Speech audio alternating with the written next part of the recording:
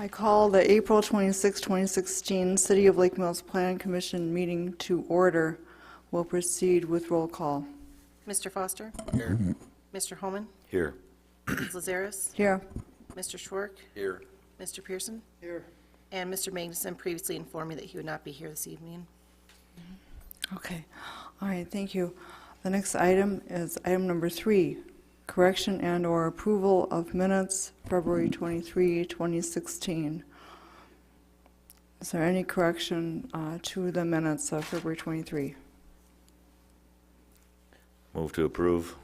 It's been moved to approve. Is there a second? Second.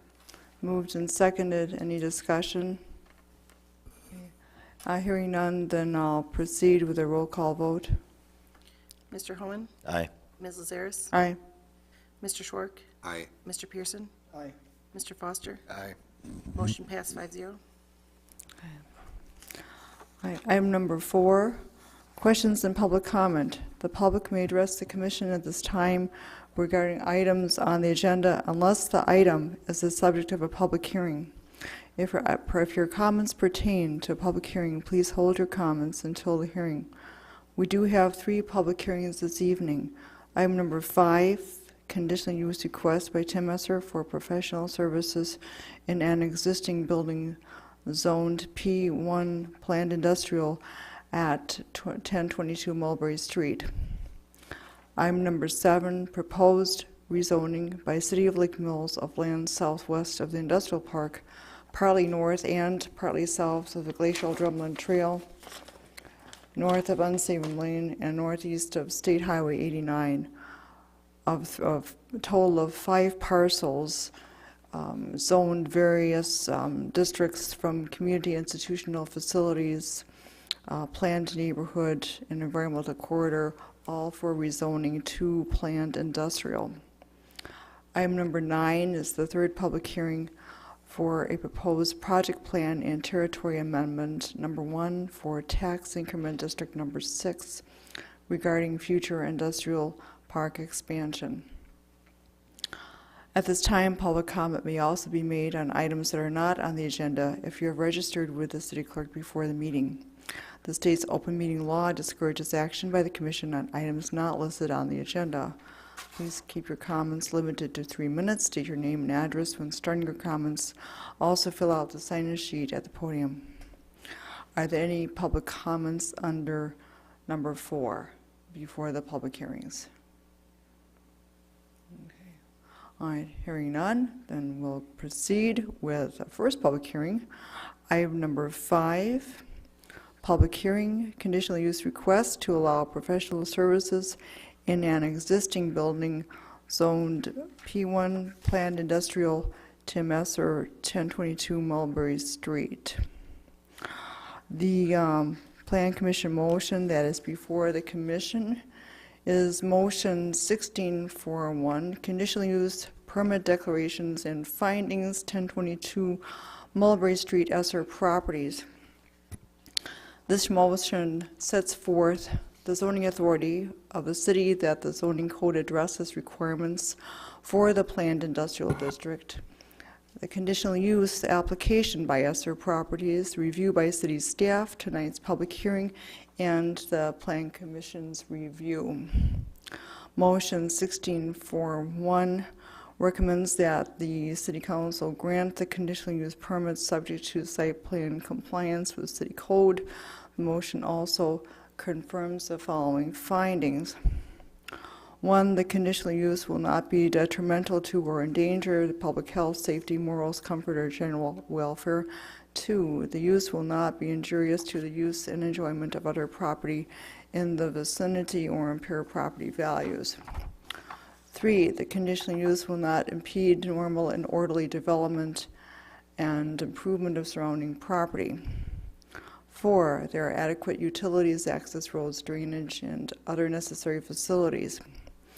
5, ingress and egress will be designed so as to minimize traffic congestion in the public street. 6, the use shall conform to the applicable regulations of the district. 7, the use at its proposed location is in harmony with the purposes, goals, objectives, policies, and standards of the City of Lake Mills Comprehensive Plan. 8, potential public benefits outweigh any and all potential adverse impacts. That is the content of the motion 1641. We'll continue this portion with a report from consulting planner Dustin Wolf, the report and recommendation. After that, we'll proceed to the public hearing. Thank you. It's been a while since we've met. He said this property is located on Mulberry Street. It's right as the residential area of Mulberry Street transitions to the commercial and industrial area leading north towards County V. So there's a variety of land uses in that area. There's a variety of intensity of uses in that area. And the proposal here for conditional use is to allow office kind of retailing type uses inside a planned industrial district. And that's not specifically allowed by right, but it is by conditional use. The memo that's been provided to you does kind of illustrate the zoning in the area. Much of the properties around the petitioner's property is zoned planned industrial. There is some B2 in that area and some planned business, as well as across the street there's some higher intensity multifamily residential. So again, a variety of uses and intensities in that area in the transition from the truly single family portion of Mulberry. Some of the findings really relate to excuse me, compatibility with the master plan. The master plan doesn't make a specific recommendation related to the petitioner's request for the conditional use. It does talk about encouraging the planned industrial activities and the ability for a variety of uses, especially in these transitional areas. By and large, the key is that the proposed uses or activities need to be compatible with what's around it. Because what's being proposed here will be entirely indoors, there are some modest modifications that are being required by the building inspector inside the building, but by and large, the operations will be inside the building, so there shouldn't be any spillover issues to neighboring properties. Again, the findings ask about will there be any undue adverse effect on neighboring properties? There isn't anticipated. This is a pretty innocuous use being proposed in comparison to what's around it, with some of the industrial activities that are to the north. So the only really outdoor activities will be accommodating the parking for the use on the site. But again, there's industrial uses and higher density residential in the area, so the comings and goings from this site shouldn't be any adverse impact on any surrounding properties. Does the proposed conditional use maintain the desired consistency of land uses and intensities in the area? It's staff's opinion that it does. Is it compatible with surrounding land uses and intensity of adjacent land uses? Staff's opinion is that it is.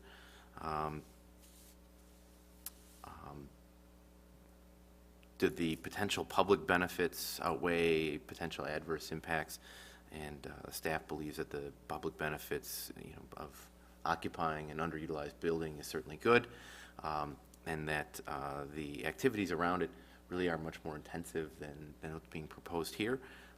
There are a couple of issues that the staff recommended, some site compliance issues. This is an older site, so we're requesting that some landscaping be added adjacent to Mulberry Street, and that any outdoor storage on the site be screened from view as required in the planned industrial district. But staff is recommending its approval. Okay. All right, thank you. We are in public hearing. Does anyone wish to speak to this request and comment regarding this requested conditional use? If so, then please approach the podium, state your name and address for the record, and also fill in the sign-in sheet. Would anyone like to address the Plan Commission on this request?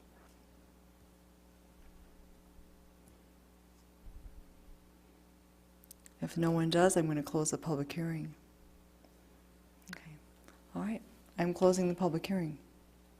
All right. In that case, we'll go on to item number 6, discussion. Madam Chairman, item number 6, I would have a conflict of interest, so I'm going to excuse myself from this specific item. Okay. All right. I'll just back off. Thank you, Mr. Pearson. All right, item number 6, discussion recommendation on conditional use request to allow professional services in an existing building zoned PI, Planned Industrial, Tim Esser, 1022 Mulberry Street. Plan commissioners, any comments, questions, anything further from staff? You're looking for a motion? Go ahead. I can, but if it's regarding the prepared motion, then That's what I meant. I would have a comment on that first. So, I think the only comment I have is that I see that for this particular use, then there's the front part of the building is being defined. There's a floor plan, and if it can be shown on the screen, I think that would be helpful, so we know what I'm referring to. But as a condition, what I would suggest adding to the motion is under A, there's a 1 about not authorized until the site plan is deemed approved and so on and so forth, but also at A2, that would read, the conditional use permit shall be restricted to the portion of the building in which subject conditional use will be conducted as depicted in the floor plan. So then the part of the building that is going to be used for this conditional use would be the part that would be for the conditional use permit. Because this is a long property, the building itself is much bigger than this, and then there are the storage units in back. So it's going to be kind of a mixed-use property, and your intent, I doubt that the intent would be for the entire property to be professional services, because you might find that you're going to have mixed uses as time marches on. So I would look to restricting it, and then if you want, and then I would say if there's some proposal for more than just this part, at that point, then if the intent is for more than this, then I guess we would have to know that. Permission to speak? Yeah. My name's Tim Esser. We own the property. The property is actually several tax parcels. The storage shed area you're referring to is actually a different tax parcel. The building floor plan that we submitted is just for the front of the building. We discussed it with the building inspector. The rest of the building is just a vacant warehouse, but it's more square footage than we need, so we didn't include it on the floor plan. There's approximately 2,000 square feet left of this building that we don't need. We've just been using it for like car storage and dead storage. But we didn't include it in the floor plan because we didn't need that part. The storage building is a separate tax parcel. Yes. It doesn't appear to be a separate tax parcel. It appears to be one tax parcel. Well, I get 2 tax bills for the property. I might be mistaken, but I thought it was a front and a rear tax bill. Not as far as I can determine. I mean, you might get 2. I'm not saying you don't get 2. I don't say anything about that, but what I say is that what it appears to be one parcel. Okay. What we're asking for is what's on the floor plan, or that's the part we're asking to be rezoned for the conditional use.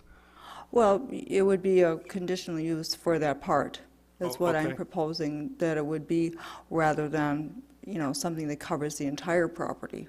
Okay. I'm here if you have any other questions. That's all I'm Okay. trying to do. Okay. All right. Okay. Does anyone have any questions of Mr. Esser while he's here?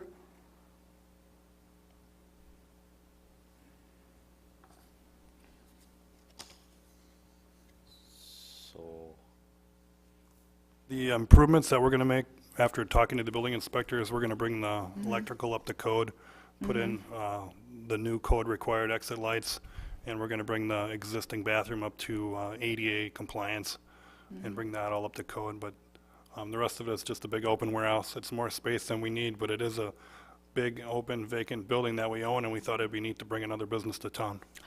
Yeah, from my perspective as a plan commissioner, I think that would be a great use for the front, and, I'd be more than delighted to see a conditional use go forward for this portion of the building so that this use could go forward and, looking at that part of the building. And, and then as time goes on, then some other things might transpire. But yeah, I would be in I just have a good shape question. for the front. Is it necessary, Vicki, to change the motion as prepared? I think it's a good idea because otherwise you would be doing a conditional use for basically the entire building, and I don't think that's what's really being asked. Then it's clear. If someday Mr. Esser or a future owner of the building decides they want to expand it, it's not that hard to come back and seek an expansion of a conditional use when conditions change. Great. Misty, do you have the corrections? Ms. Lazares provided me with a copy of the extra language, so I would need to prepare a motion for signature at a later time, but we do have if a motion's made on this with that included language. Okay. I can read it again. It was clear to me. Okay. All right. Was it clear? Oh, That's here. not going to delay our application, is it? I mean, we've No. been waiting since February. We really want to go ahead as soon as possible. Right. We've had the outside of the building painted, Yeah, and we've and- replaced the windows, and we're ready to, put in Sure. trees and shrubs if that's what you want. Just tell us what you want. Yeah, I mean, and what my recommended amendment wouldn't impede any Okay, thank you. further. So,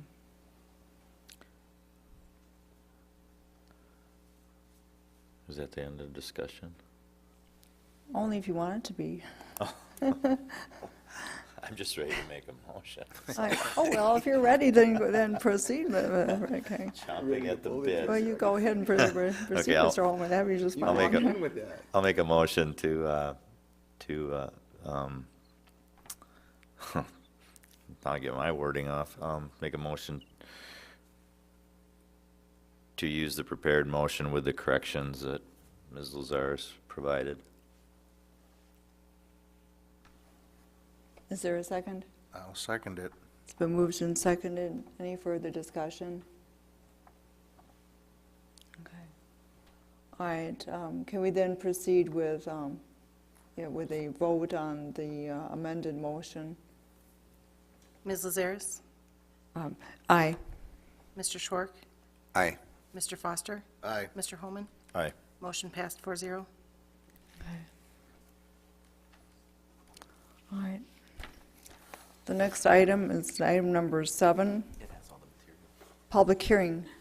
Future land use map amendment from the City of Lake Mills for the purpose of changing the future land use from community institutional facilities to planned industrial for parcels 246-0713, 2422-013, 246-0713, 2421-001, and 246-0713, 2424-002, from planned neighborhood to planned industrial for parcel 246-0713, 2421-001, and from environmental corridor to planned industrial for parcel 246-0713, 2412-005. The Plan Commission has in front of it, Plan Commission Motion 1642, recommendation to the City Council for future land use map amendment for the 5 parcels that were just read in the announcement for number 7. Motion 1642 sets forth the city's authority for comprehensive planning, including amendment of the future land use map. The staff analysis and findings regarding the parcels proposed for rezoning, tonight's public hearing, and the Plan Commission review. The motion recommends that the city council amend the future land use map for these 5 listed parcels from community institutional facilities, planned neighborhood and environmental corridor to planned industrial. So that's the content of motion 1642. At this time, then we'll ask consulting planner Dustin Wolf to give an overview and his comments on this proposed amendment. I suppose you can sort of see it. Everyone should have a map depicting the properties in their packet of materials. Materials also made available online, in case anybody's watching at home. These are the lands generally north of the church, off of 89. It's unimproved Unshaven Lane, which really is the driveway access to the church, if you're trying to identify it. And it would also align with the extension of CP Avenue from the western edge of the industrial park going south of the Glacial Drumlin Trail. These lands are currently, as Ms. Lazares highlighted, a series of different future land uses on map 6, the future land use map in the comprehensive plan. Over the past few months, the city has been working with potential, I guess, a number of suitors for the potential lands, and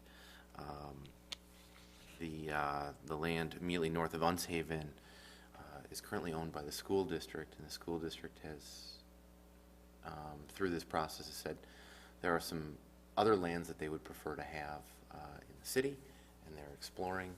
And the city itself has said this is an ideal area for future planned industrial, meaning extension of the industrial park itself to get down to Highway 89 and to ultimately connect CP Avenue through Unshaven Lane to Highway 89 as well.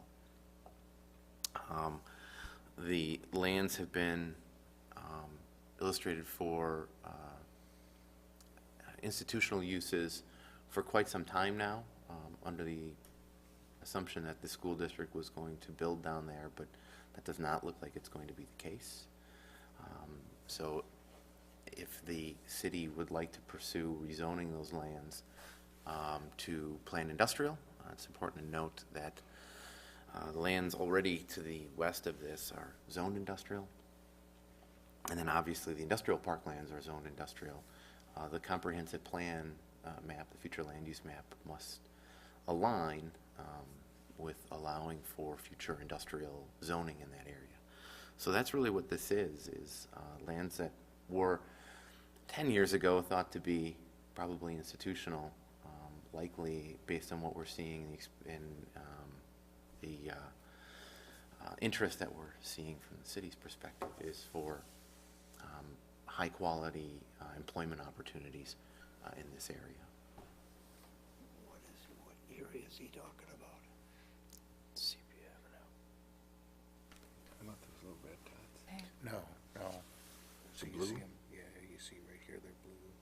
I don't know if it's easier to see on this one. If those three.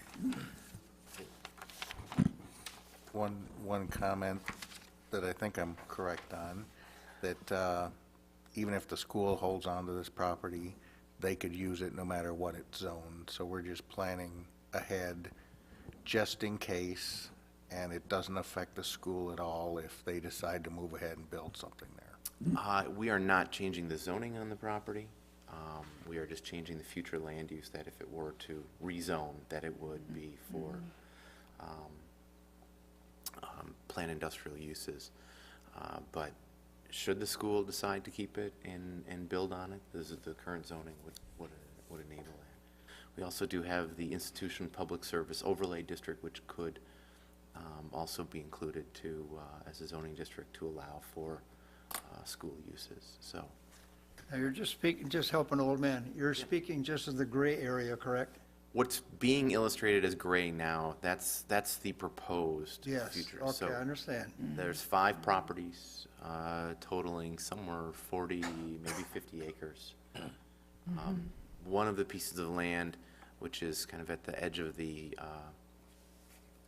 golf course, has a lot of wetland features and such. It's not likely that a lot of development could occur there, but CP Avenue would extend adjacent to it. The city would like to include this in TID 6, in all of these lands into TID 6, in the event that some sort of future employment opportunity happens out there. The city can assist it with TIF funding, should the council decide to do so. So you want to bring industrial right up next to the high school? Not next to the high school, no. That's, Isn't that on Unsaven Lane? no, No, that- that's the that's church. Yeah, the Lutheran school, the Lutheran church and school, St. Paul's, St. Paul's yeah. is the Okay, blue. sorry about that. Yeah. Okay. All right. Plan Commission, it appears that, we are still in public hearing numbers, in item number 7, and not seeing anyone in the audience. I will now move officially to item number 8, discussion recommendation on the future land use map amendment. As we discussed, we are now officially in discussion, so.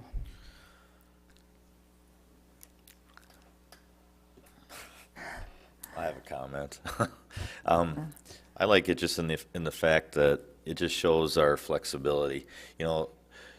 All through the comprehensive plan and all the stuff we've been through, there's always been the word that we could accept change.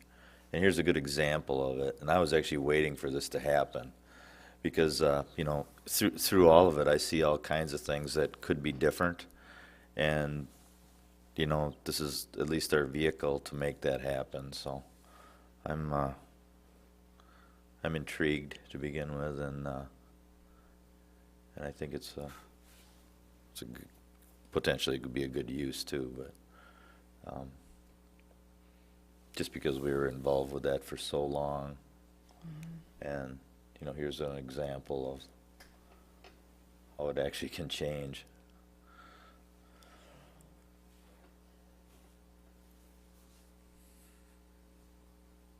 Planning Commissioner, staff, and anything further on the proposed change to the land use map? Okay.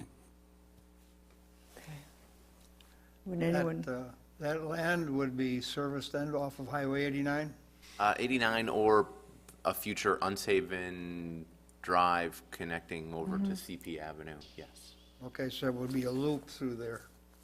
Ultimately, the city has had for some time the desire to connect CP Avenue down to Highway 89. Okay, I don't understand, I remember that. I was just wondering, I always thought it was going to come out further before they connected together. That's what I thought too. It may extend further south, and then Unsaven would tee into it. Yep, I That see. yeah. is the likeliest thing to happen, but again, there's still the ability to provide access off of 89. I would anticipate Unsaven Lane would get reconstructed if there was future development of the lands to the north. Okay, cool. All right. Plan Commissioners and staff, any further comments on this proposed change to the land use map? Okay. Does anyone wish to make a motion concerning motion 1642?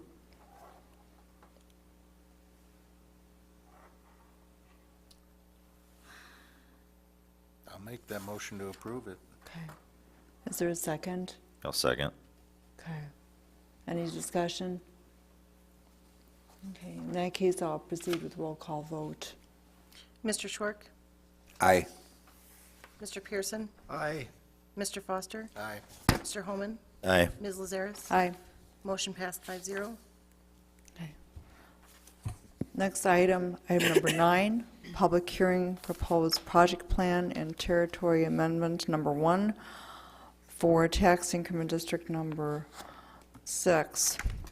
The Plan Commission resolution in front of you, Resolution 16-1, sets forth legislative authority for tax increment financing the determination by the city that tax increment financing is needed to promote development, creation of tax increment district number 6 on August 5, 2014 as an industrial district, that the city now wants to amend tax increment district number 6 project plan to add territory as shown on map 1 and described in appendix A of the project plan amendment. That tax increment district number 6 plan amendment number 1 includes the following. A, listing of the kind, number, and location of proposed public works or improvements within the district or to the extent provided for in state statutes outside the district. B, economic feasibility studies. C, estimated project costs. D, methods of financing and estimated costs and expenditure time frame. E, map of existing uses and conditions. F, a map of proposed improvements and uses. G, proposed changes of zoning ordinances, master plan, map, building codes, and city ordinances. H, list of estimated non-project costs. I, proposed plan for any relocation. J, statement on how the amendment promotes orderly development. K, city attorney opinion that the plan is complete and complies with 66-11054F of Wisconsin state statutes. This resolution also sets forth that project costs may include cash grants to assist projects within the district and within 1/2 mile of the district. That hearing notices were sent to the affected taxing jurisdictions, the city, the Jefferson County School District, and Madison College. And that tonight's public hearing was properly noticed and held.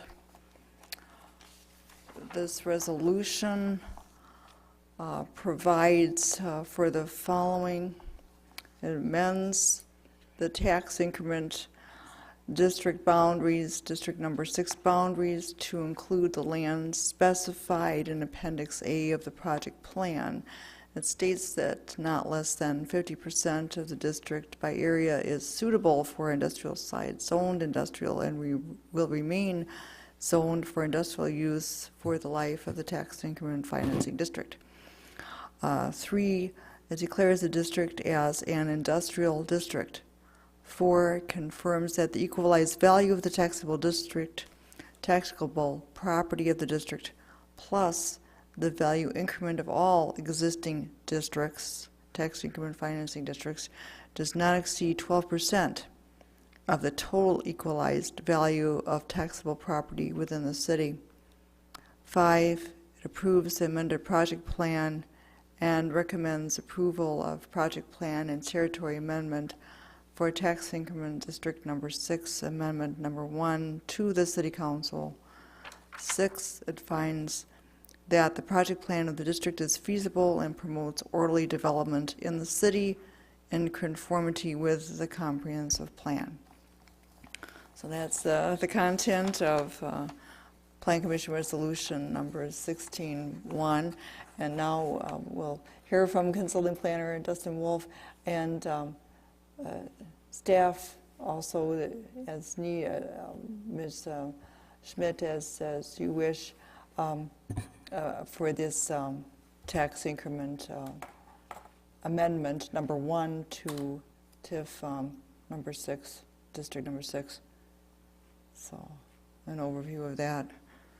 It's a very detailed resolution because the state statutes spell out what must be in it. And the Department of Revenue, when they review all this, and Vicki, when she reviews all this, makes sure all these things are in there. So we're complying with the statutes. TID number 6 has been on the books for a couple of years right now as an industrial TID. Excuse me. This is really just a territory amendment. There are some modest changes to the project plan, but substantially in conformance with what had been initially approved by yourselves, the Joint Review Board, meaning the taxing jurisdictions, and the council a couple years ago. Again, this amendment is to include the lands we talked about in the previous item to provide greater opportunity in the event that industrial or employment opportunities present themselves to the city, and the city can be better positioned to react to them.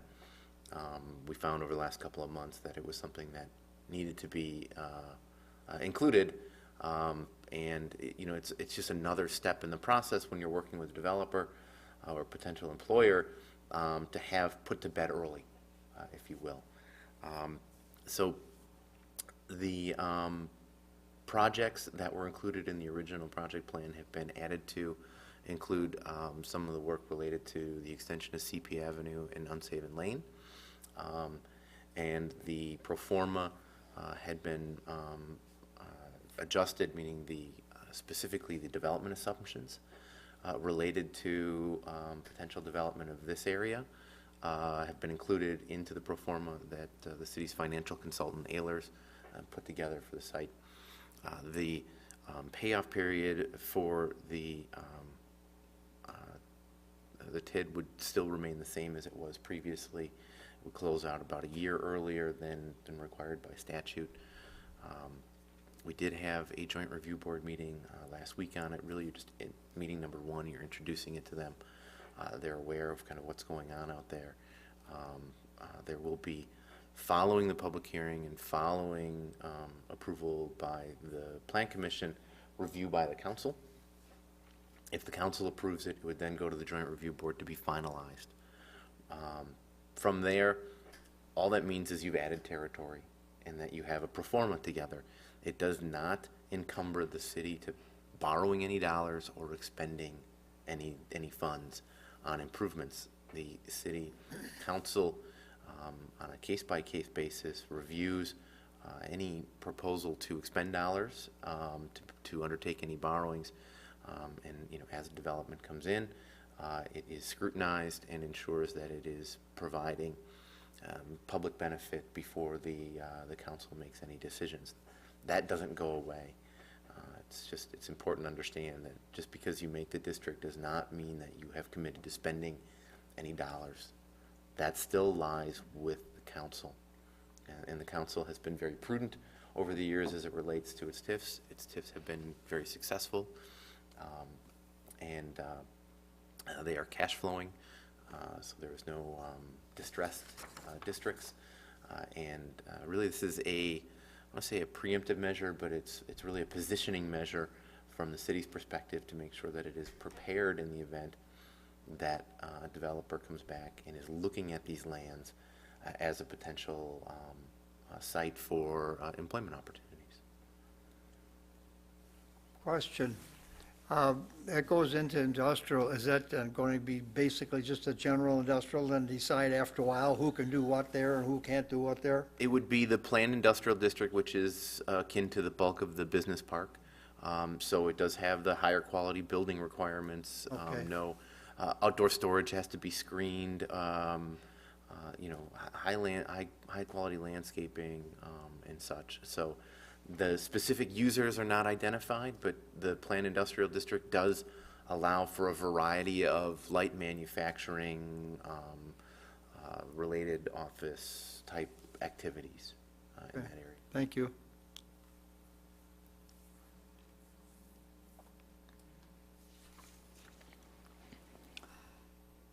And plan commissioners and staff, and any other comments or questions regarding the amendment number 1 to this tax increment financing district? Okay. If not, then I'd be looking for a motion concerning this resolution 16-1. I'll make a motion to adopt resolution 16.1 as I'll- presented. I'll second that. It's been moved and seconded to adopt Plan Commission Resolution 16-1. Is there any further discussion? Okay. All right, in that case, I'll take a roll call vote. Mr. Pearson? Aye. Mr. Foster? Aye. Mr. Holman? Aye. Ms. Lazaris? Aye. Mr. Short? Aye. Motion passed 5-0. The next item is item number 11, recommendations for future agendas. And staff, any word on future agendas? Sign code update, Right, if you right. just want to provide a brief overview, or? Yeah, just give an overview of where, what you've been thinking of and where we're at for it.